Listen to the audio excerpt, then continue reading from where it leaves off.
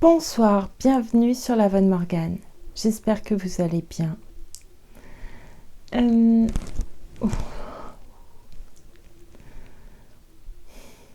Je reprends tout de suite la lecture. Je ne trouvais plus mon livre. Vous voyez, ça c'est le livre. Il est quand même assez... Mais je ne le voyais plus. Bref. Je recommence cette lecture. J'ai dû arrêter à cause de bruit trop important.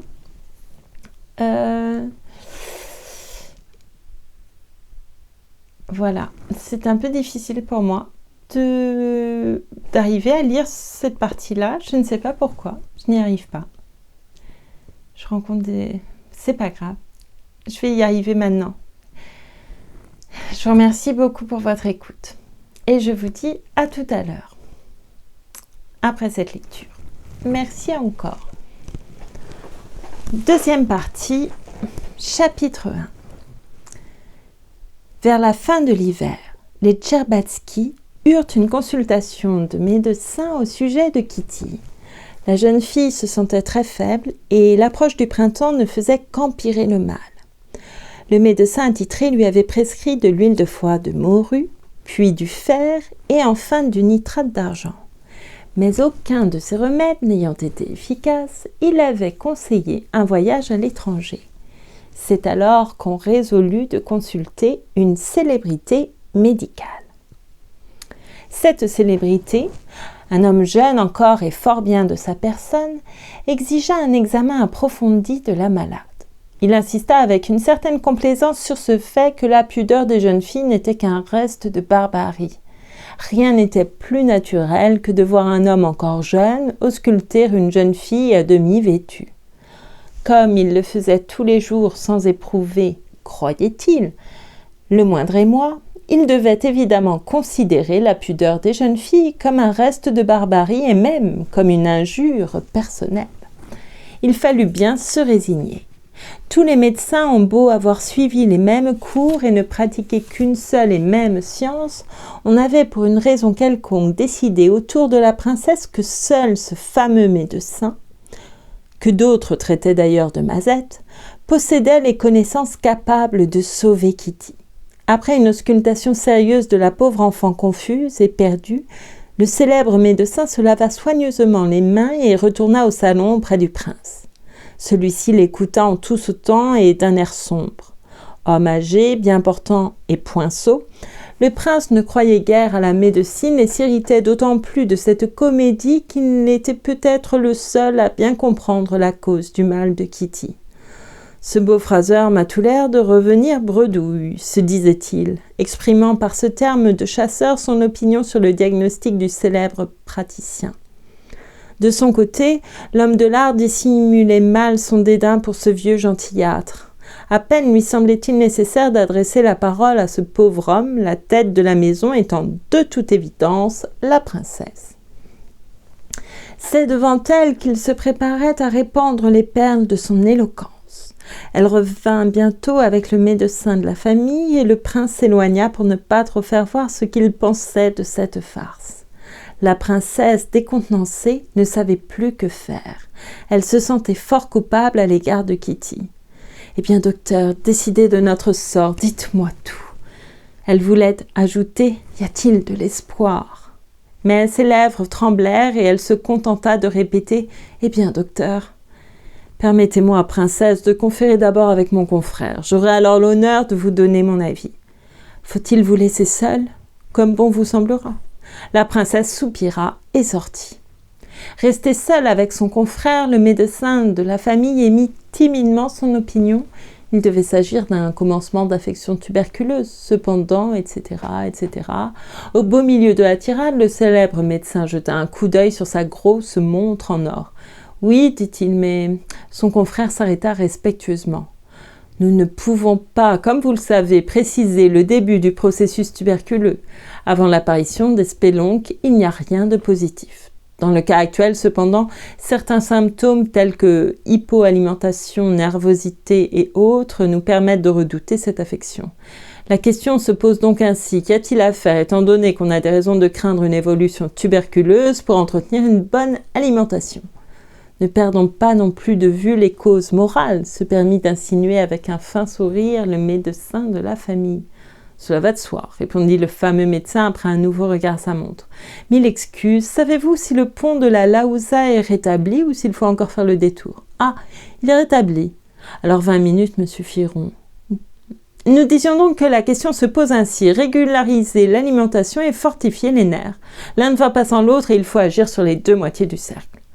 Mais le voyage à l'étranger, je n'aime guère ces déplacements. D'ailleurs, s'il y a menace de tuberculose, en quoi ce voyage sera-t-il utile? L'essentiel est de trouver un moyen d'entretenir une bonne alimentation sans nuire à l'organisme. Et le célèbre médecin développa son plan d'une cure d'eau de Sodène dont le mérite principal consistait dans son innocuité. Son confrère l'écoutait avec une attention respectueuse. Mais en faveur d'un voyage à l'étranger, je ferais valoir le changement d'habitude, l'éloignement d'une atmosphère propre à rappeler de fâcheux souvenirs, enfin la mère le désire. Ah, eh bien qu'elle parte, pourvu que ces charlatans d'Allemands n'aillent pas aggraver le mal. Il faut qu'elle suive strictement vos prescriptions. Après tout, oui, qu'elle parte. Il regarda encore sa montre. « Oh, il est temps que je vous quitte, déclara-t-il, et il se dirigea vers la porte. L'illustre médecin déclara à la princesse, probablement par un sentiment de convenance, qu'il désirait voir la malade encore une fois.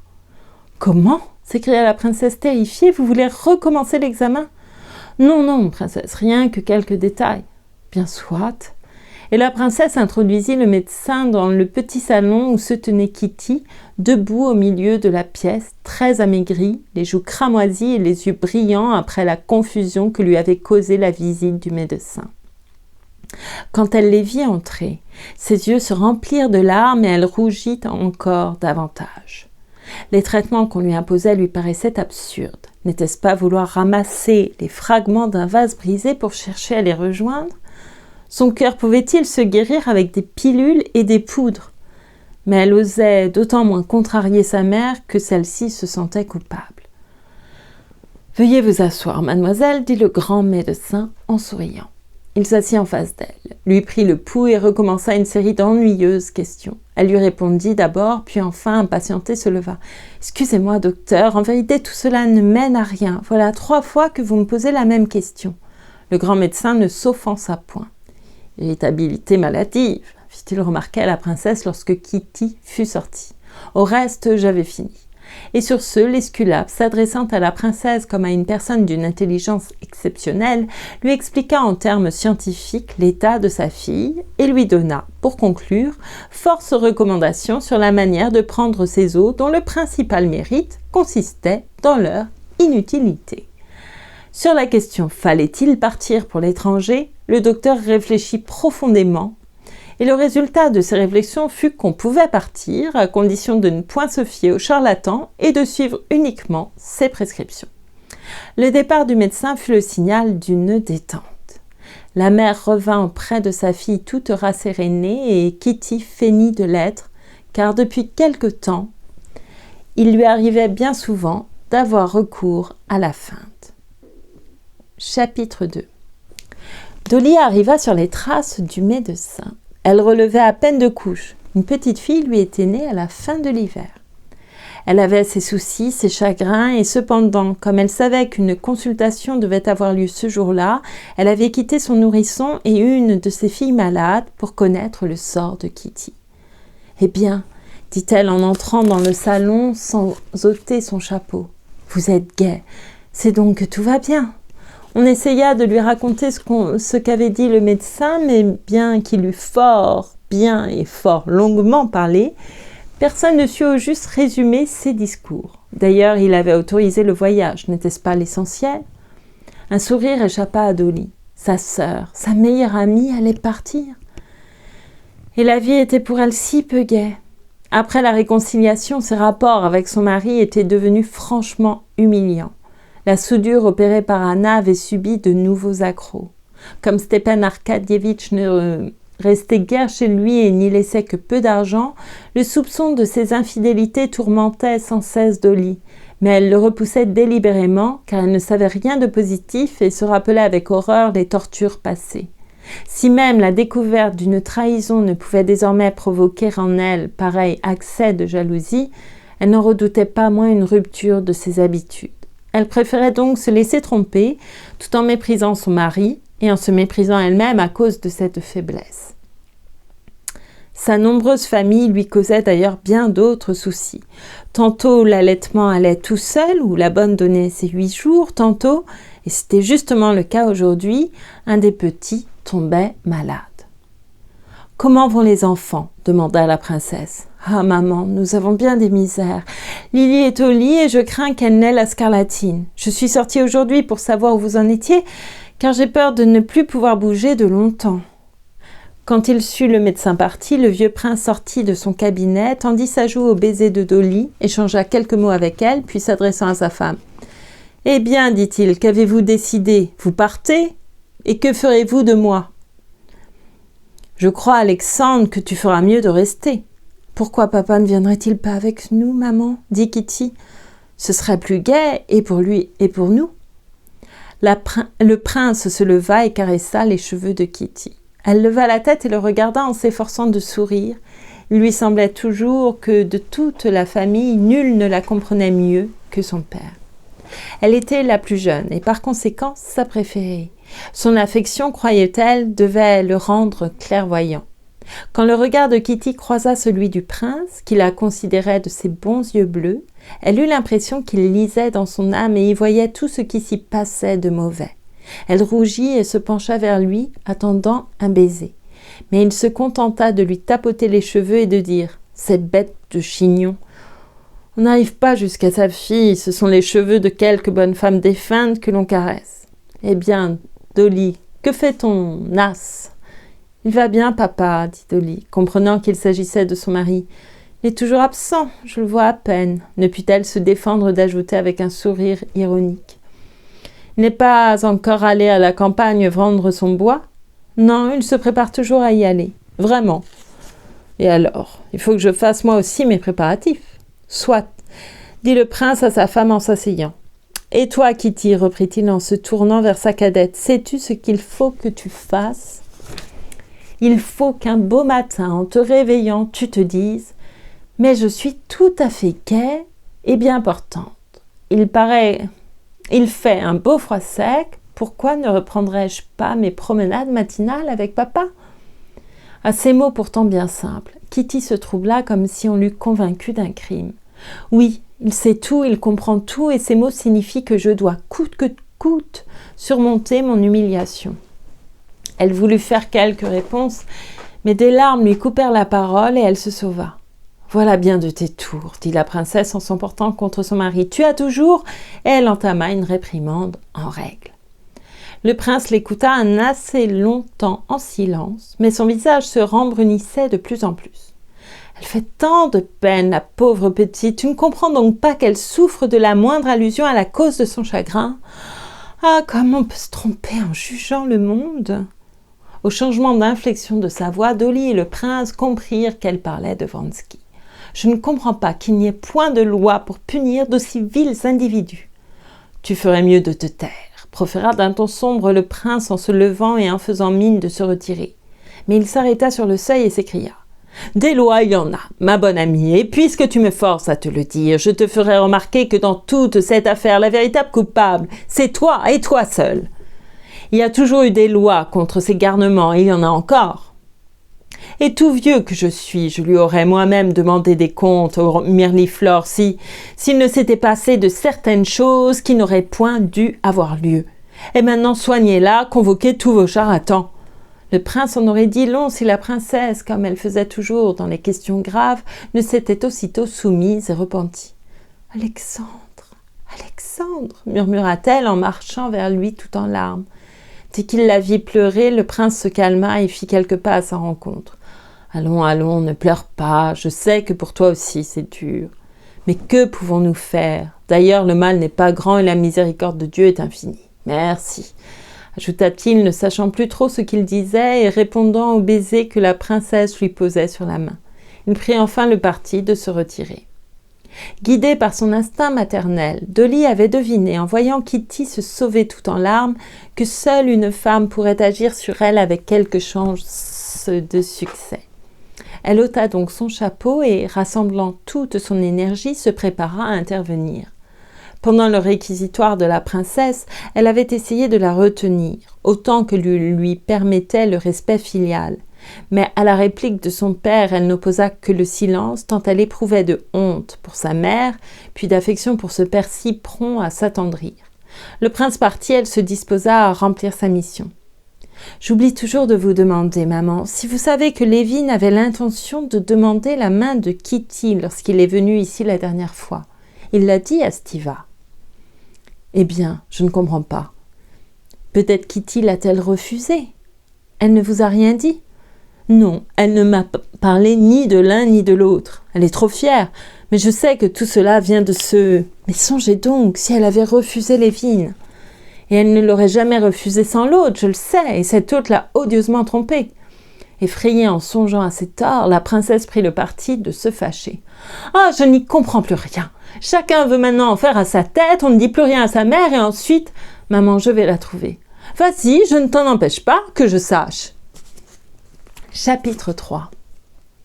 En pénétrant dans le petit boudoir tendu de roses et garni de figurines de vieux Saxe, charmante pièce aussi fraîche, aussi rose, aussi gaie que l'était Kitty 2 mois auparavant, Dolly se rappela le plaisir qu'elles avaient pris à le décorer l'année précédente. Elle eut froid au cœur en apercevant sa sœur immobile sur une petite chaise basse près de la porte, les yeux fixés sur un coin du tapis. Il y avait sur son visage une expression froide et sévère dont elle ne se départit point à la vue de Dolly. Elle se contenta de lui jeter un vague regard. « Je crains fort de ne plus bouger de chez moi d'ici longtemps et tu ne pourrais pas non plus venir me voir, dit Dolly en s'asseyant près d'elle. C'est pourquoi j'ai voulu causer un peu avec toi. »« De quoi ?» demanda vivement Kitty en dressant la tête. « De quoi, si ce n'est de ton chagrin ?»« Je n'ai pas de chagrin. » « Laisse donc, Kitty. Crois-tu vraiment que je ne sache rien? Je sais tout. Et si tu veux m'en croire, tout cela est peu de choses. Qui de nous n'a point passé par là ?» Kitty se taisait, les traits toujours tendus. « Il ne vaut pas le chagrin qu'il te cause, » reprit Dolly en allant droit au but. « En effet, puisqu'il m'a dédaigné, » murmura Kitty d'une voix tremblante. « Je t'en supplie, laissons ce sujet. » « Qui t'a dit cela ? Personne ne l'a jamais cru. Je suis au contraire persuadée qu'il était amoureux de toi, qu'il l'est encore, mais rien ne m'exaspère comme ses condoléances, s'écria Kitty, s'emportant tout à coup.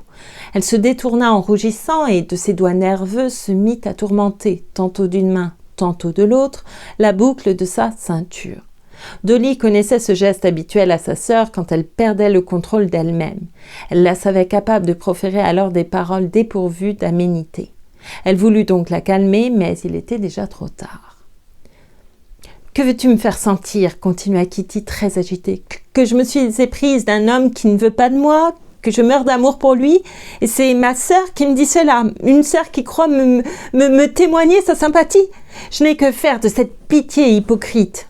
Kitty, tu es injuste. Pourquoi me tourmentes-tu ? Je n'y songe guère, je vois que tu as du chagrin et... » Kitty, dans son emportement, n'entendait rien. « Je n'ai ni à m'affliger, ni à me consoler. Je suis trop fière pour aimer un homme qui ne m'aime pas. Mais je ne prétends pas. Écoute, dis-moi la vérité. » prononça fermement Dolly en lui prenant la main. « Levin t'a-t-il parlé ?» Le nom de Levin fit perdre à Kitty tout empire sur elle-même. Elle sauta de sa chaise, jeta par terre la boucle de sa ceinture et s'écria avec des gestes précipités. « Que vient faire ici, Levin ? Tu te plais décidément à me torturer. Je l'ai déjà dit et je le répète. Je suis fière et incapable de faire jamais ce que tu as fait. Revenir à un homme qui m'aurait trahi, cela me dépasse. Tu t'y résignes, mais moi, je ne le pourrais pas. » Sur ce, elle se dirigea vers la porte, mais en voyant que Dolly baissait tristement la tête sans répondre, elle se laissa tomber sur une chaise et cacha son visage dans son mouchoir. Le silence se prolongea durant 1 ou 2 minutes. Dolly pensait à ses propres tourments. Son humiliation, qu'elle ne sentait que trop, lui paraissait plus douloureuse, rappelée ainsi par sa sœur. Kitty l'avait blessée. Elle ne l'aurait jamais cru capable d'une telle cruauté. Mais tout à coup, elle perçut le frôlement d'une robe, le frôlement d'une robe ainsi qu'un sanglot contenu, tandis que 2 bras levés lui entouraient le cou. Kitty était à genoux devant elle. « Ma chérie, je suis si malheureuse, » murmurait-elle d'un ton contrit, en cachant dans les jupes de Dolly son joli visage mouillé de larmes. Il fallait peut-être ces larmes pour lubrifier les rouages de la bonne entente entre les 2 sœurs. Après avoir bien pleuré, elles ne revinrent point au sujet qui les préoccupait. Mais tout en parlant d'autre chose, elles se comprenaient parfaitement. Kitty savait que ces paroles de blâme et d'amertume avaient blessé profondément sa sœur. Elle savait aussi que Dolly ne lui en gardait pas rancune. De son côté, Dolly sentait qu'elle avait deviné juste. Kitty avait bien refusé Levin pour se voir trompée par Vronsky. C'était là le point douloureux. Mais elle était tout près d'aimer Levin et de haïr Vronsky. Bien entendu, Kitty ne souffla mot de tout cela. Mais une fois calmée, elle laissa entrevoir son état d'âme. « Je n'ai pas de chagrin, mais tu ne peux t'imaginer combien tout m'est devenu odieux et répugnant, à commencer par moi-même.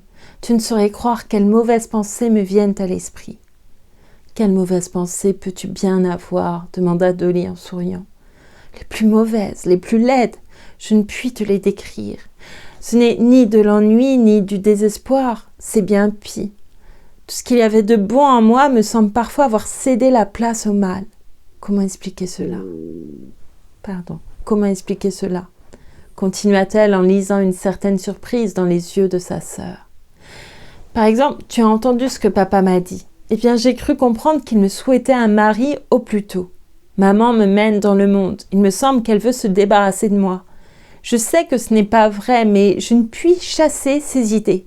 Les jeunes gens à marier me sont intolérables. J'ai toujours l'impression qu'ils prennent ma mesure. Autrefois, c'était un plaisir pour moi d'aller au bal. J'aimais la toilette. Maintenant, j'ai honte. Je me sens mal à l'aise. Que veux-tu que j'y fasse ? Le docteur, Kitty s'arrêta, confuse. Elle voulait dire que depuis cette néfaste transformation, elle détestait Stepan Arcadievitch et ne pouvait plus le voir sans que les images les plus basses se présentassent à son esprit. Eh bien oui, tout prend à mes yeux l'aspect le plus repoussant. Voilà en quoi consiste ma maladie. Peut-être cela passera-t-il. Tâche de n'y point penser. Impossible, je ne me sens à l'aise que chez toi, avec les enfants. Quel dommage que tu ne puisses y venir maintenant. J'irai tout de même. J'ai eu la scarlatine et je déciderai maman.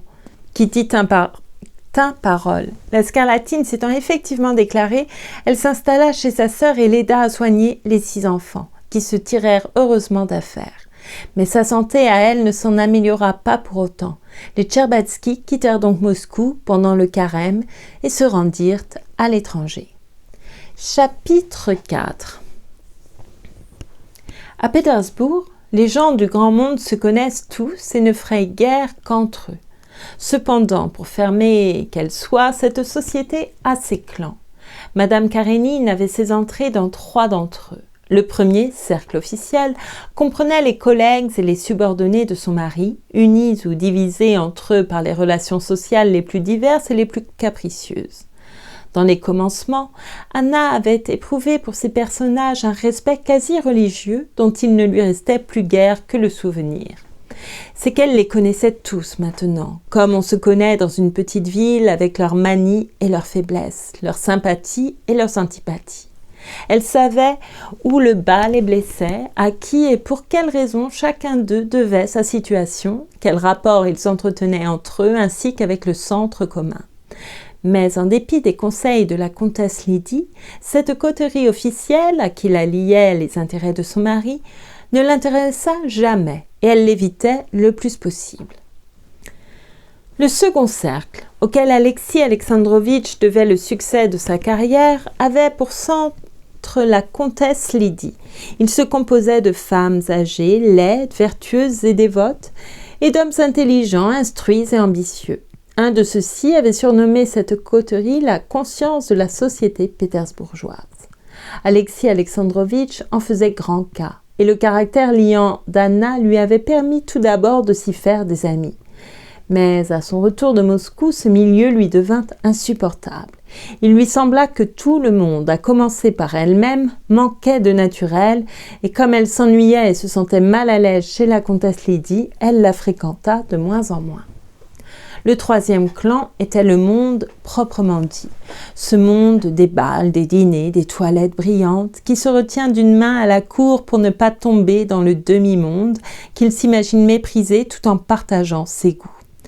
Le lien qui rattachait Madame Karénine à cette société était la princesse Betsy Tverskoï, femme d'un de ses cousins et riche de 120 000 roubles de revenus. Dès l'arrivée d'Anna à Pétersbourg, la princesse Betsy s'était entichée d'elle. Elle l'attirait dans son monde et plaisantait fort celui de la comtesse Lydie. « Quand je serai vieille et laide, je ferai comme elle, disait Betsy. Mais jeune et jolie, comme vous l'êtes, qu'allez-vous faire en cet hospice ?» Cependant, Anna s'était longtemps tenue à l'écart de cette société, dont le train de vie n'était point en rapport avec ses moyens, et qui lui plaisait d'ailleurs moins que l'autre. Mais tout changea à son retour de Moscou. Elle négligea pour le grand monde ses amis vertueux. Elle y rencontrait Vronsky et chacune de ces rencontres provoquait en elle un émoi délicieux. Il se voyait le plus souvent chez Betsy, née Vronsky et cousine germaine d'Alexis. Mais celui-ci ne perdait aucune occasion de l'entrevoir et de lui parler de son amour. Elle ne lui faisait aucune avance, mais à sa vue, elle sentait sourdre en son cœur l'animation joyeuse qui l'avait saisie dès leur première rencontre, en wagon. Cette allégresse se trahissait dans le pli de ses lèvres et l'éclair de son regard. Elle s'en doutait bien, mais n'avait point la force de la dissimuler. Tout d'abord, Anna se crut sincèrement mécontente des poursuites de Vronsky. Mais un soir qu'il ne parut point dans une maison où elle pensait le rencontrer, elle comprit clairement, à la douleur qui la poignit, combien ses illusions étaient vaines et que, loin de lui déplaire, cette assiduité formait l'intérêt dominant de sa vie. Une cantatrice célèbre chantait pour la seconde fois. Tout le grand monde était à l'opéra, et Vronsky au premier rang. Mais en apercevant sa cousine dans une loge, il n'attendit point l'entracte pour aller la rejoindre. « Pourquoi n'êtes-vous pas venu dîner ?» lui dit-elle. Puis elle ajouta à mi-voix de façon à n'être entendue que de lui « J'admire la seconde vue des amoureux. » Elle n'était pas là, mais venait après le spectacle. Vronsky l'interrogea du regard. Elle lui répondit d'un signe de tête.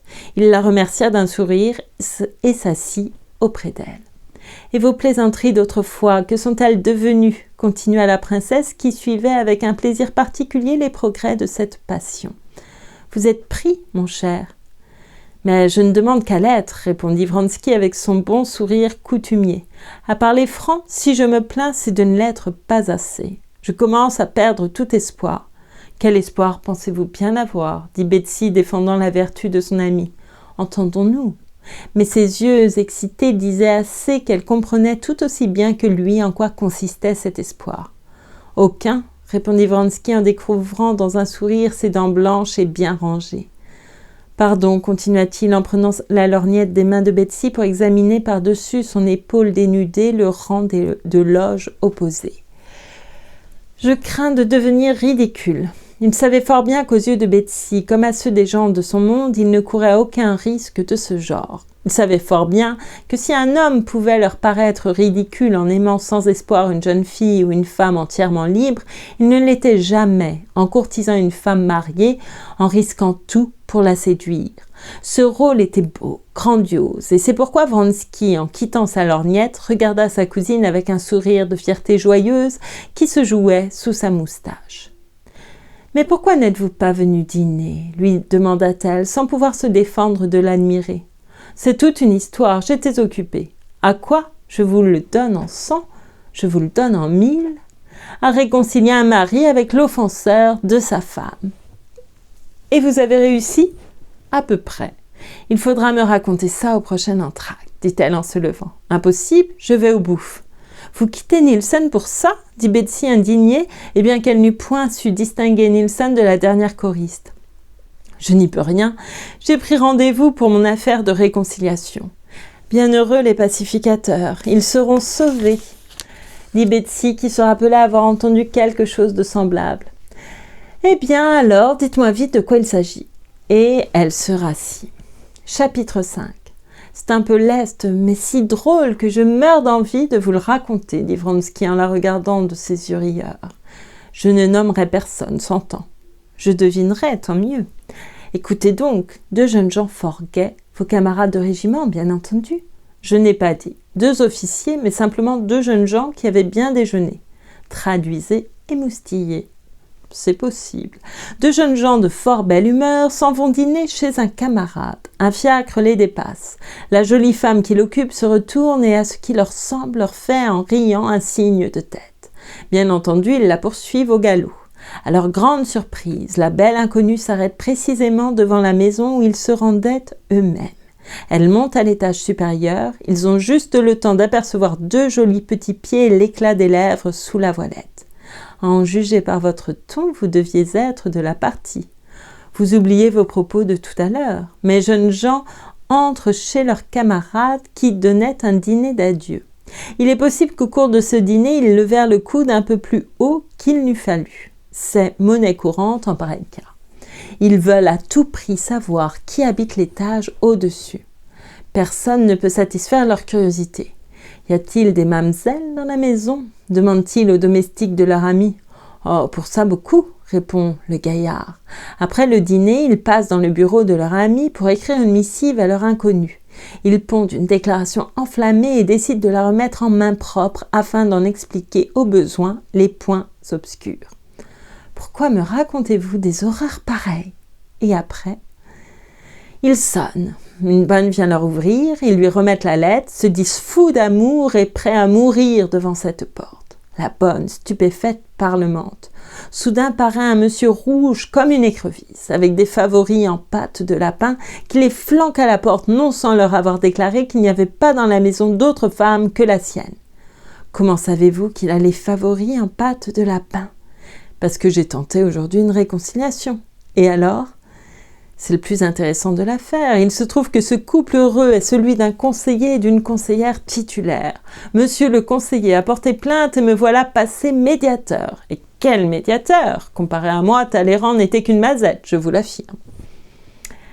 À quelle difficulté vous êtes-vous donc heurté ? Vous allez voir. Nous avons commencé par nous excuser de notre mieux. Déplorable malentendu, sommes au désespoir, veuillez nous excuser. Monsieur le conseiller est aux anges, mais n'en désire pas moins exprimer ses sentiments. Ce faisant, il s'emporte, lâche des gros mots, et me contraint à faire un nouvel appel à mes talents diplomatiques.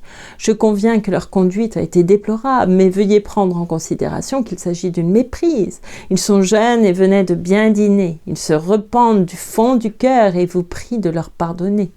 Monsieur le conseiller se radoucit.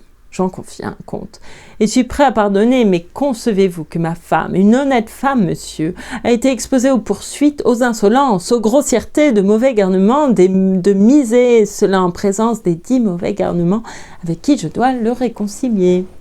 Il me faut refaire de la diplomatie, mais chaque fois que je crois avoir gain de cause, patatras, mon conseiller reprend sa colère et sa figure rouge. Ses pattes de lapin se remettent en mouvement et je dois avoir recours à de nouvelles finesses. « Ah, ma chère, il faut vous raconter ça, dit Betsy à une dame qui entrait dans sa loge. Il m'a bien amusée. Eh bien, bonne chance, ajouta-t-elle en tendant à Vronsky le seul doigt que son éventail laissa libre. Avant de regagner le devant de sa loge sous la lumière crue du gaz, elle empêcha d'un geste des épaules son corsage de remonter afin de se présenter à toute la salle dans l'éclat de sa nudité.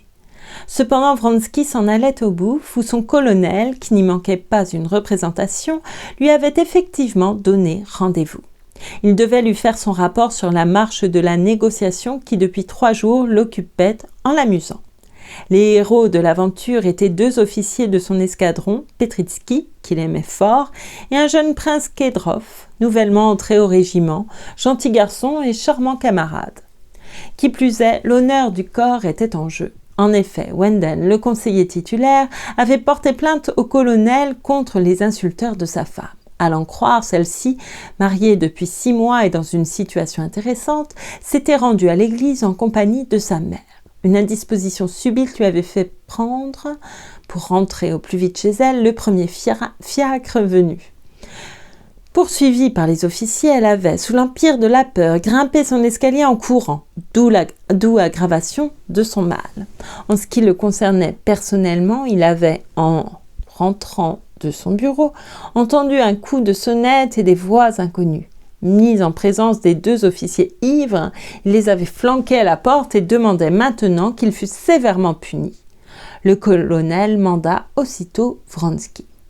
« Vous avez beau dire, lui déclara-t-il, Petritsky devient impossible. Il ne se passe pas de semaine sans quelque équipé. Soyez sûr que ce fonctionnaire n'en restera pas là. » En effet, l'affaire était plutôt épineuse. On ne pouvait songer à un duel. Il fallait à tout prix apaiser le plaignant. Vronsky l'avait aussitôt compris et le colonel comptait beaucoup sur sa délicatesse, son entre-gens, son esprit de corps. Tous 2 décidèrent que Petritsky et Kedrov feraient des excuses et que Vronsky les accompagnerait. Son nom et ses aiguillets d'aide de camp en imposeraient sans doute à l'offensé. Il le croyait du moins, mais ses grands moyens ne réussirent qu'à moitié et, comme on l'a vu, la réconciliation restait encore douteuse. Vronsky emmena le colonel au foyer et lui raconta le succès, ou plutôt l'insuccès de sa mission. Réflexion faite, le colonel résolut de ne donner aucune suite à l'affaire, ce qui ne l'empêcha point de poser force questions à Vronsky et de rire franchement en apprenant les sautes d'humeur de monsieur le conseiller et la manière habile dont Vronsky, profitant d'une minute de détente, avait opéré sa retraite en poussant devant lui Petritsky. « Vilaine histoire, conclut-il, mais bien drôle. Kedrov ne peut tout de même pas se battre avec ce monsieur. » « Il ne s'est tant emporté que ça ?» demanda-t-il une fois de plus en riant. « Et comment trouvez-vous Claire ce soir ? Merveilleuse, n'est-ce pas ? Il s'agissait d'une nouvelle actrice française. On a beau la voir souvent, elle n'est jamais la même. Il n'y a que les Français pour ça, mon cher. » Chapitre 6. Oui, chapitre 6. La princesse Betsy n'attendit point, pour quitter le théâtre, la fin du dernier acte. À peine eut-elle mis un nuage de poudre sur son long visage pâle, arrangé quelque peu sa toilette et commandé le thé au grand salon, que les premières voitures s'arrêtèrent devant sa vaste demeure de la grande Morskaya. Les arrivants descendirent sous un large porche. Un Suisse monumental leur ouvrait sans bruit l'immense porte vitrée, derrière laquelle il lisait tous les matins ses journaux pour l'édification des passants. Le grand salon vit entrer presque en même temps les invités par une porte et par l'autre la maîtresse de maison, teint et coiffure rafraîchis. Les murs étaient tendus d'étoffes sombres, le parquet couvert d'épais tapis. Sur une grande table, la lumière de nombreuses bougies avivait l'éclat de la nappe, d'un samovar d'argent et d'un service à thé en porcelaine transparente. La princesse prit place devant le samovar et ôta ses gants. Des laquais habiles à transporter des chaises sans qu'on s'en aperçût aidèrent tout le monde à se caser. 2 groupes se formèrent, l'un auprès de la maîtresse de maison, l'autre dans le coin opposé du salon autour d'une belle ambassadrice aux sourcils noirs bien arqués, vêtue de velours noir. Ici et là, comme il arrive toujours au début d'une soirée, la conversation interrompue par les nouvelles entrées, les offres de thé et les échanges de politesse demeurait encore hésitante. Elle est parfaite en tant qu'actrice, on voit qu'elle a étudié Colbart, affirmait un diplomate dans le groupe de l'ambassadrice. Avez-vous remarqué comme elle est tombée ? De grâce, ne parlons pas de Nilsson, tout a été dit sur son compte, s'écria une grosse dame blonde fort rouge, sans sourcils et sans chignon, vêtue d'une robe de soie fanée. C'était la princesse Miyaki, surnommée l'enfant terrible à cause de son sans-gêne.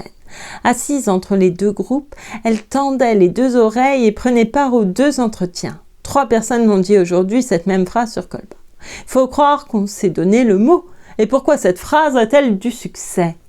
Cette observation coupa court à la conversation. Il fallut chercher un nouveau thème. « Racontez-nous quelque chose d'amusant, mais qui ne soit pas méchant », demanda au diplomate interdit l'ambassadrice, fort versée dans l'art de la causerie élégante, le small talk, comme disent les Anglais. On prétend que c'est fort difficile. La méchanceté seule passe pour amusante, répondit le diplomate en souriant. Néanmoins, je veux bien l'essayer. Donnez-moi un thème, tout est là. Quand on tient un thème, rien n'est plus facile que de broder dessus. Il me semble bien souvent que les brillants causeurs du siècle dernier seraient fort embarrassés de nos jours, où l'esprit est devenu ennuyeux. Cela n'est pas nouveau, interrompit en riant l'ambassadrice. La causerie reprenait sur un ton charmant, mais trop anodin pour qu'il pût se maintenir. Restait le seul moyen infaillible, la médisance. Il fallut bien y recourir.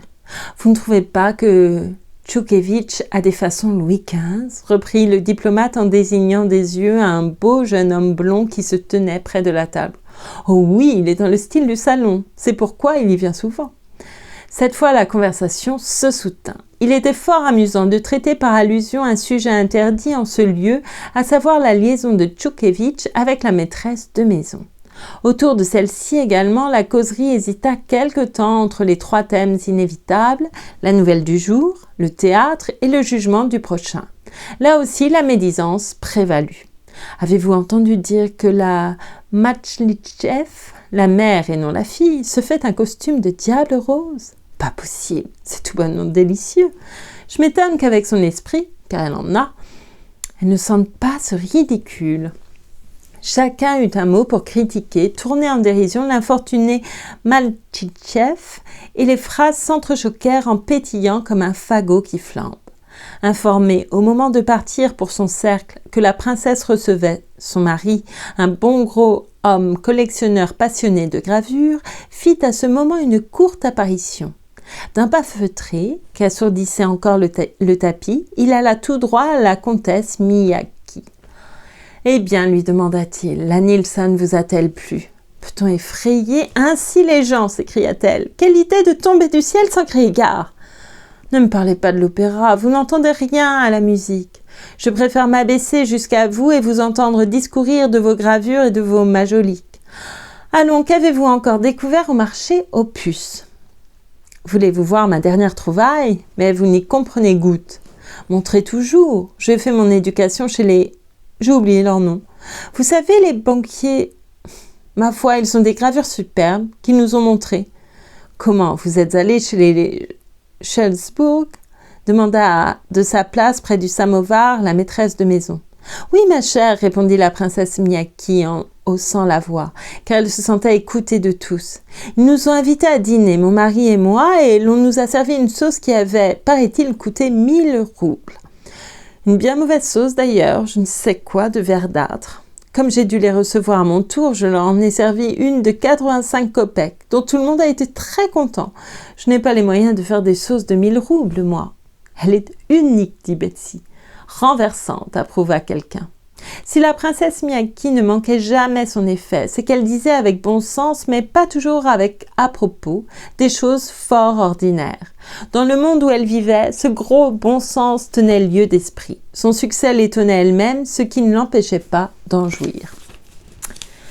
Profitant du silence qui s'était fait, la maîtresse de maison voulut opérer une soudure entre les deux groupes et s'adressant à l'ambassadrice, « Décidément, lui dit-elle, vous ne voulez pas de thé ? Venez donc par ici. »« Non merci, nous sommes très bien comme ça, répondit l'autre en souriant, et elle revint à l'entretien interrompu. Le sujet en valait la peine. On passait au crible les Karénines, mari et femme. Anna a beaucoup changé depuis son voyage à Moscou, disait une de ses amies. Elle a quelque chose d'étrange. Le changement tient à ce qu'elle a amené à sa suite l'ombre d'Alexis Vronsky, dit l'ambassadrice. Et qu'importe, il y a bien un conte de Grimm où un homme, en punition de je ne sais quel méfait, se trouve privé de son ombre. Mais je n'arrive pas à comprendre ce genre de punition. Sans doute est-il très pénible à une femme d'être privée d'ombre. Oui, dit l'ami d'Anna, mais les femmes qui ont des ombres finissent mal d'ordinaire. Ces médisances parvinrent aux oreilles de la princesse Miyaki. « Puissiez-vous vous mordre la langue » s'écria-t-elle soudain. « Madame Karénine est une femme charmante. Son mari, soit, je ne l'aime pas. Mais elle, c'est autre chose. »« Et pourquoi ne l'aimez-vous pas » demanda l'ambassadrice. « C'est un homme fort remarquable. Mon mari prétend qu'il y a en Europe peu d'hommes d'état de sa valeur. Le mien prétend la même chose, mais je ne le crois pas. Si nos maris s'étaient tus, nous aurions toujours vu Alexandre Alexandrovitch tel qu'il est. Et selon moi, c'est un sot, entre nous soit dit, bien entendu. Mais cela m'est à l'aise. Autrefois, quand je me croyais tenue de lui trouver de l'esprit, je me traitais de bête parce que je ne savais où découvrir cet esprit. Mais aussitôt que j'ai dit à voix basse sentant, c'est un sot, tout s'est expliqué. Comme vous êtes méchante aujourd'hui. Pas le moins du monde. Mais que voulez-vous? L'un de nous deux doit être une bête, et c'est là, vous le savez, un défaut qu'on aime guère avouer. Nul n'est content de sa fortune, ni mécontent de son esprit, insinua le diplomate, citant un aphorisme français. Précisément, s'empressa de confirmer la princesse Miyaki. Quant à Anna, je ne vous l'abandonne point. Elle est charmante, vous dis-je. Est-ce sa faute si tous les hommes sont amoureux d'elle et la suivent comme son ombre? Mais je ne prétends pas la blâmer, dit l'ami d'Anna pour se disculper. Parce que personne ne nous suit comme nos ombres, cela ne prouve pas que nous ayons le droit de juger.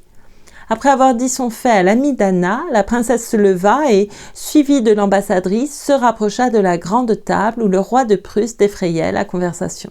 « De qui me disiez-vous dans votre coin » demanda Betsy. « Des Karénines. La princesse nous a dépeint Alexis Alexandrovitch » répondit en souriant l'ambassadrice, et elle prit place à la table. « Quel dommage que nous n'ayons pu l'entendre » dit Betsy, le regard tourné vers la porte. « Ah, vous voilà enfin » ajouta-t-elle avec un sourire à l'adresse de Vronsky qui venait d'entrer. Vronsky connaissait toutes les personnes réunies en ce lieu. Il les voyait même tous les jours. Il fit donc son entrée avec l'aisance tranquille d'un homme qui retrouve des gens qu'il vient à peine de quitter. « D'où je viens » répondit-il à une question de l'ambassadrice. « Il faut que je le confesse, des bouffes, et toujours avec un nouveau plaisir, quoique ce soit bien pour la 100e fois. Je l'avoue à ma honte, je m'endors à l'opéra, tandis qu'au bouffe, je m'amuse jusqu'à la dernière minute. Ce soir, il nomma une actrice française et voulut raconter sur son compte une histoire plaisante, mais l'ambassadrice l'arrêta pour une expression de terreur feinte. « Ne nous parlez pas de cette horreur !» Je me tais, d'autant plus que vous les connaissez toutes, ces horreurs. Et vous iriez toutes les voir si c'était admis comme l'opéra, ajouta la princesse Miyaki. Chapitre 7. Chapitre 7. Des pas se firent entendre près de la porte d'entrée et la princesse Betsy, persuadée qu'elle allait voir paraître Madame Karénine, glissa une œillade du côté de Vronsky. Le jeune homme avait changé de visage. Les yeux braqués sur la porte, il se leva lentement de son siège et parut flotter entre la crainte et la joie. Anna fit son entrée, regard fixe et buste cambré, à son habitude. Du pas rapide et décidé qui la distinguait des autres femmes de son monde, elle traversa la courte distance qui la séparait de Betsy, lui serra la main en souriant, puis, avec le même sourire, se tourna vers Vronsky. Celui-ci s'inclina profondément et lui avança une chaise. Elle parut contrariée, rougit et répondit à peine à cette politesse. Mais, se reprenant aussitôt, elle salua quelques personnes, serra quelques mains et dit à Betsy « J'aurais voulu venir plus tôt, mais j'étais chez la comtesse Lydie et je me suis laissée retenir. Il avait la sœur John, il est très intéressant. Le missionnaire ? Oui, ils nous ont raconté sur les Indes bien des choses curieuses. » La conversation que l'entrée d'Anna avait interrompue reprenait de nouveau comme un feu qu'on vient d'attiser. « Sir John. Oui, Sir John, je l'ai vu, il parle bien. La Vlassieff est positivement toquée de lui. » Est-il vrai que la plus jeune des Vlassieff épouse Topov ? On prétend que c'est chose décidée. Je m'étonne que les parents y consentent. C'est un mariage d'amour, à ce qu'on dit. D'amour, s'exclama l'ambassadrice. Où prenez-vous des idées aussi antédiluviennes ? Qui parle de passion de nos jours ? Que voulez-vous, madame, dit Vronsky, cette vieille mode si ridicule ne veut toujours point céder la place. Tant pis pour ceux qui la maintiennent. Je ne connais en fait de mariage heureux que les mariages de raison.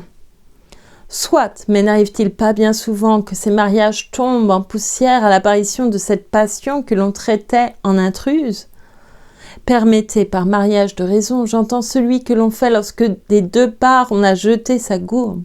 L'amour, c'est comme la scarlatine, il faut avoir passé par là. On devrait bien alors trouver un moyen de l'inoculer, comme la petite vérole.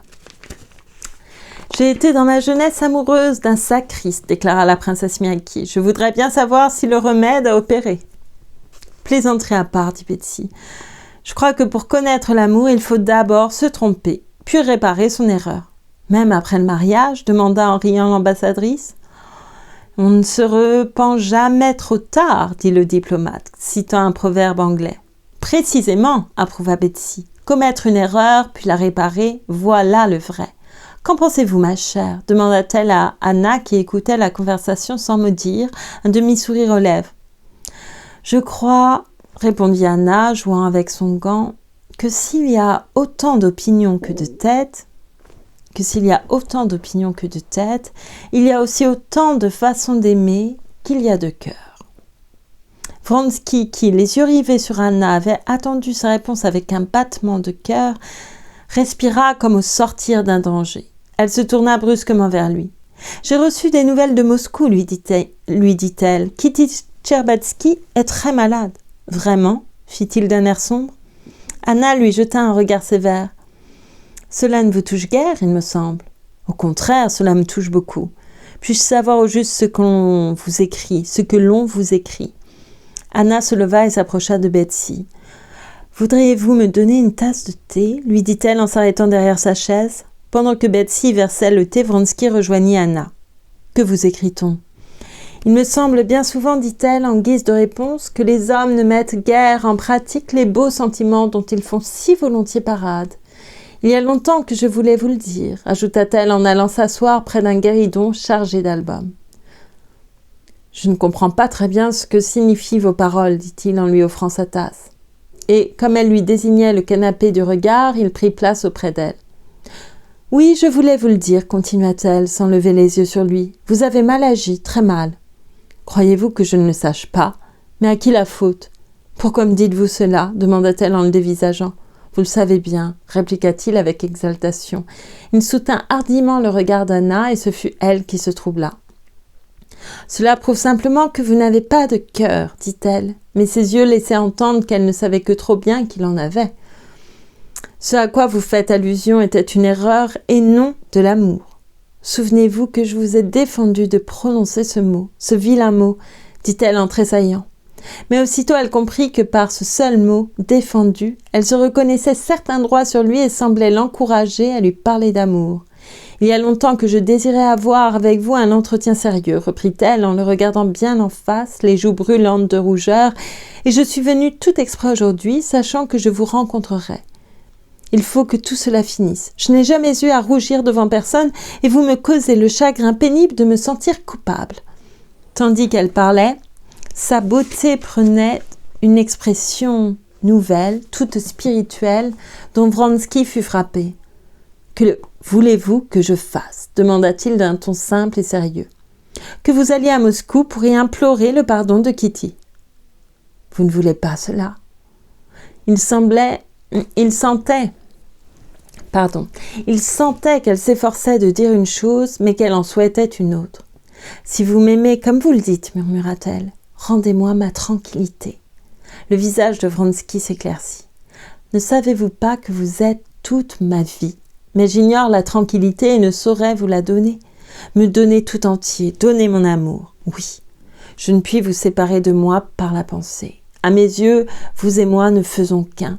Je ne vois dans l'avenir aucune tranquillité, ni pour vous, ni pour moi. Je ne vois en perspective que le malheur et le désespoir, ou le bonheur. Et quel bonheur! Est-il donc vraiment impossible, ajouta-t-il du bout des lèvres, mais elle l'entendit. Elle bandait tous les ressorts de sa volonté pour donner à Vronsky la réplique que lui dictait son devoir, mais elle ne put que poser sur lui un regard chargé d'amour. Mon Dieu, pensa-t-il dans un transport, au moment où je perdais tout espoir, l'amour l'emporte. Elle m'aime, elle me l'avoue. Faites cela pour moi, ne me parlez plus jamais ainsi et restons bons amis, finit-elle par dire, mais ses yeux tenaient un autre langage. Nous ne serons jamais amis, vous le savez bien. Serons-nous les plus heureux ou les plus infortunés des êtres? C'est à vous d'en décider. Elle voulut parler, mais il l'interrompit. Songez-y bien. Tout ce que je vous demande, c'est le droit d'espérer et de souffrir comme en ce moment. Si cette pauvre chose est impossible, ordonnez-moi de disparaître et je disparaîtrai. Vous ne me verrez plus si ma présence vous est pénible. Je ne vous chasse pas. Alors ne changez rien. Laissez les choses telles qu'elles sont, dit-il d'une voix tremblante. Mais voici votre mari. Effectivement, Alexis Alexandrovitch entra à ce moment dans le salon, de sa démarche posée et disgracieuse. Il jeta en passant un regard à sa femme et à Vronsky, présenta ses devoirs à la maîtresse de maison, s'assit à la table de thé et déclara de sa voix lente et bien timbrée sur le ton de moquerie qu'il affectionnait « Votre Rambouillet est, je crois, au complet, les grâces et les muses. » Mais la princesse Betsy ne pouvait souffrir de ce ton persifleur, sneering, comme elle disait. En maîtresse de maison consommée, elle amena la conversation sur un sujet sérieux, le service militaire obligatoire. Alexis Alexandrovitch s'enflamma sur le champ et se mit à défendre la nouvelle loi contre les attaques de Betsy. Vronsky et Anna restaient toujours près du guéridon. « Cela devient convenant, » murmura une dame en désignant du regard Karénine, Anna et Vronsky. « Que vous disais-je » répondit l'amie d'Anna. Ces dames ne furent pas seules à faire cette observation. Presque toutes les autres, même la princesse Miyaki, même Betsy, jetèrent plus d'une fois aux deux isolés un regard réprobateur. Seul Alexis Alexandrovitch, tout à ses propos passionnants, paraissait ne rien voir. Betsy se fit habilement relayer par un auditeur bénévole et, pour pallier le mauvais effet produit, alla rejoindre Anna. « J'admire toujours la netteté d'expression de votre mari, dit-elle. Les questions les plus transcendantes me deviennent accessibles quand il parle. »« Oh oui, répondit Anna, rayonnante de bonheur et sans comprendre un traître mot de ce que disait Betsy. Elle se leva, s'approcha de la grande table et prit part à la conversation générale. Au bout d'une demi-heure, Alexis Alexandrovitch proposa à sa femme de rentrer avec lui. Mais elle répondit, sans le regarder, qu'elle resterait à souper. Alexis Alexandrovitch prit congé et partit. La voiture de Madame Karénine était avancée. Le vieux cocher, un gros tatar en manteau ciré, retenait avec peine le cheval gris de volée que le froid impatientait. Un valet venait d'ouvrir la portière du coupé, tandis que le Suisse surveillait la porte d'entrée. Vronsky accompagnait Anna Arkadievna. La tête penchée, elle l'écoutait avec délice, tout en tirant d'une main nerveuse la dentelle de sa manche qui s'était prise dans l'agrafe de sa pelisse. « Vous ne m'avez rien promis, disait-il, et je ne vous demande rien. Mais vous le savez, je n'ai que faire d'amitié. Le bonheur de ma vie dépend de ce seul mot qui vous déplaît si fort, l'amour. » « L'amour, » répéta-t-elle lentement, comme si elle se parlait à elle-même. Et, sa dentelle enfin libérée, elle dit tout à coup en le regardant bien en face « Si ce mot me déplaît, c'est qu'il a pour moi un sens beaucoup plus profond que vous ne pouvez l'imaginer. Au revoir. » Elle lui tendit la main et, de son pas souple et rapide, passa devant le Suisse et disparut dans sa voiture. Ce regard, ce serrement de main enflammèrent Vronsky. Il porta à ses lèvres la main qu'avaient touchée les doigts d'Anna et rentra chez lui bien convaincu que cette soirée avait plus avancé ses affaires que les 2 mois précédents. Et c'est la fin du chapitre 7. Et la fin de cette lecture également. Oh là là.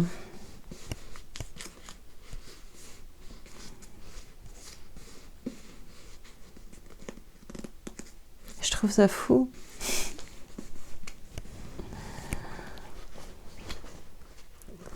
Je crois que je suis revenue de la passion et de l'amour aussi. Je veux dire l'amour comme ça. L'amour de la vie, ok? Oui. Ah là là. Je sais pas.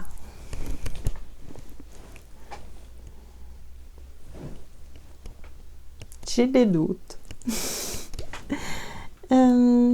Chanson, et pourtant une chanson d'amour, malgré tout, que je vous ai déjà chantée, mais je l'ai chantée tellement mal que j'essaie de la chanter. Je me dis, ce soir, je vais peut-être y arriver. Je prends quand même les paroles, même si je suis censée l'avoir un petit peu apprise.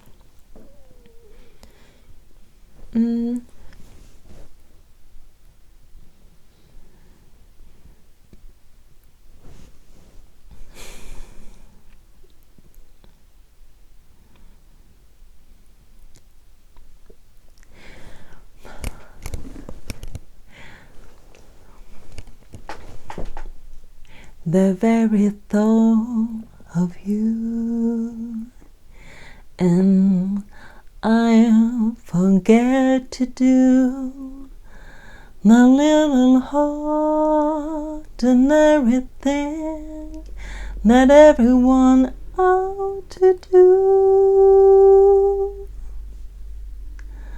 I'm living in a kind of daydream. I'm happy as a king. And foolish thought it may seem to me, that's everything.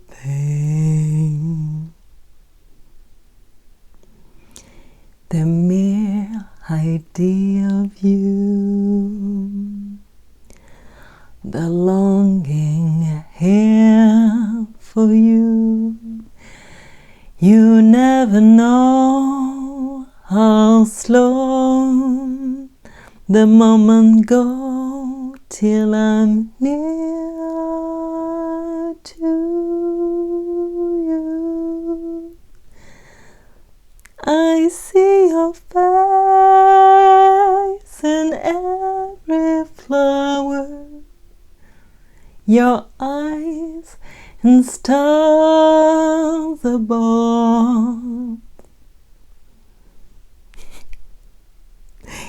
It's just the thought of you, the very thought of you, my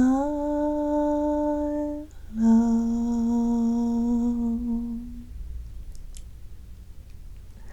Vous voyez, je ne pense à personne. C'est assez terrible, je devrais au moins penser à une de mes amies quand je chante, sinon ça se voit, ça se sent. C'était faux. Je peux vous dire précisément à quels endroits c'était faux.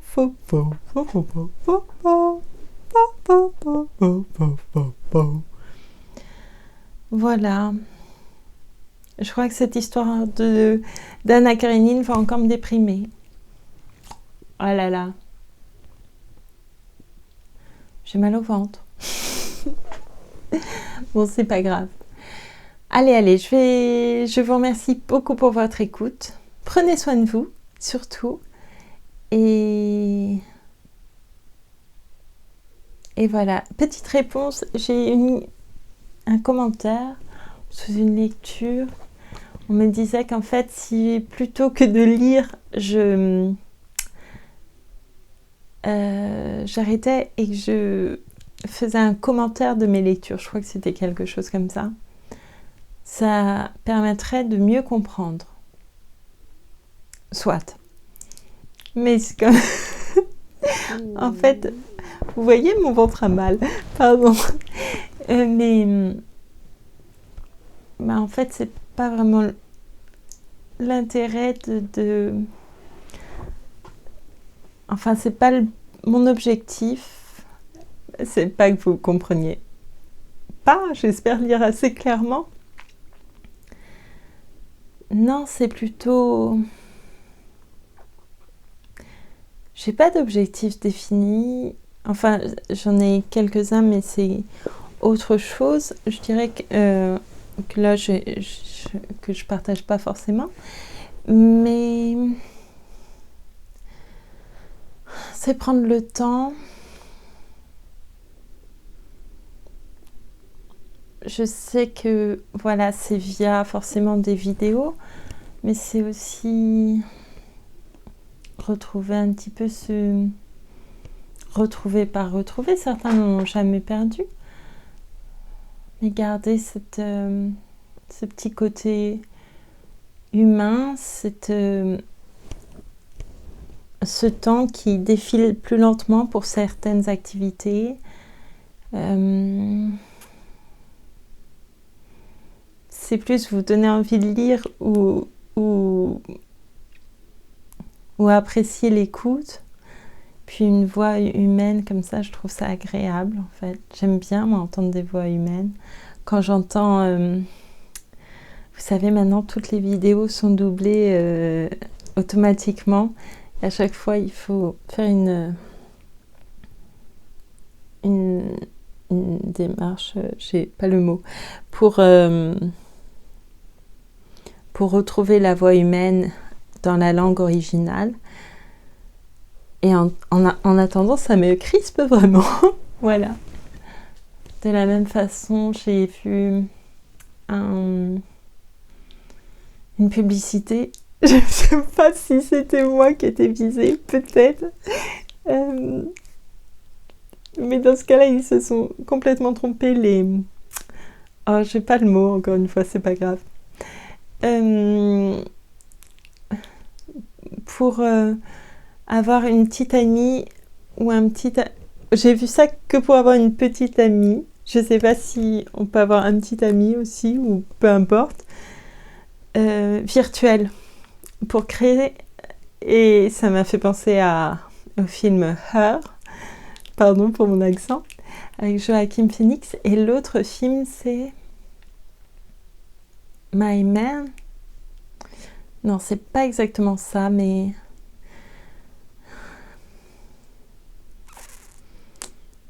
que j'avais vu il y a pas très longtemps, il y a quelques années. Et il passe parfois sur Arte aussi. De la réalisatrice allemande, je crois que c'est elle, qui avait fait un film... Là, on est parti pour la grande traversée du désert en matière des prénoms et des noms. Je suis désolée, je suis comme ça. J'arrive pas Pourtant, je vois très bien les visages, mais j'arrive pas à me rappeler des noms, mais je peux pas vous montrer les visages que je vois. C'est Sandra Müller. Je sais plus le nom de cette actrice. Mais c'est pas ça, le film avec son père qui lui fait honte en fait. Et puis là, pour une fois, il y a un nu qui est justifié. Pour moi, vraiment un film, un des rares, extrêmement rares. C'est extrêmement rare pour moi dans un film de trouver un nu justifié. Et là, pour le coup, c'est pas un nu voyeur. Il y a une femme, un homme qui court nu, enfin qui sont nus, et à aucun moment c'est voyeur. C'est juste la nudité. Et bref, je suis partie loin là, hein. Oui, hein, vous vous dites, pouf. Oui. Alors attendez, je regarde si c'est My Man, le film.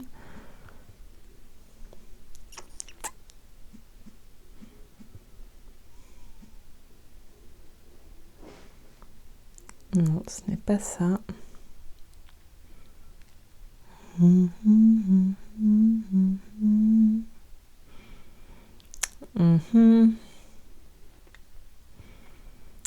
Non.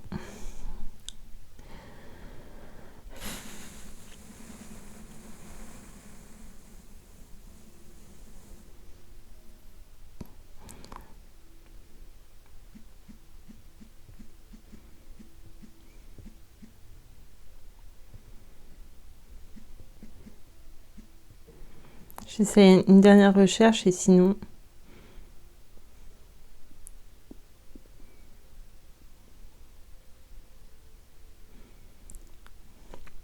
Ah bah c'est bien, je les ai tous là. I'm your man. I'm your man. Et c'est de qui? Comme ça, ce sera dit. Ah!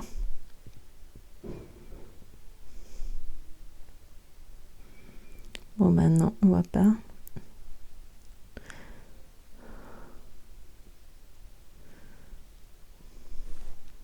I'm your man et her. Voilà.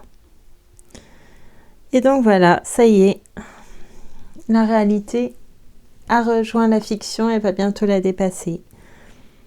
Il y avait déjà ces hôtels au Japon, vous savez, où les personnes qui sont en manque d'affection, de tendresse, peuvent passer, je sais pas, un temps donné, une demi-heure, une heure, avec des femmes, mais qui vont simplement, ils peuvent choisir le scénario, leur caresser les cheveux, leur tenir la main, c'est juste tendresse comme ça,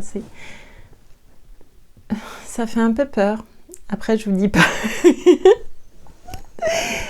je sais pas en fait. Bon, j'ai pas envie de... J'ai envie d'encourager l'humain et l'humanité. Mais tout ça pour dire que je peux faire des commentaires sur les textes, mais ça ne m'empêchera pas de faire les lectures. D'ailleurs, je l'ai fait sur Virginia Woolf, et d'ailleurs, je devais le faire aussi sur Manon Lescaut. Mais voilà, je n'ai pas fait encore celle-ci, je vais la faire. Est-ce que j'ai répondu à la question? Pas très bien. C'est parti dans tous les sens, mais je crois que j'ai réatterri à moitié sur mes pieds, comme un chat. Voilà. Un chat boiteux. Je serais plutôt un chat boiteux si j'étais un chat. Bonjour, merci beaucoup. J'arrête de dire des bêtises. Et faites bien attention à vous surtout. Voilà.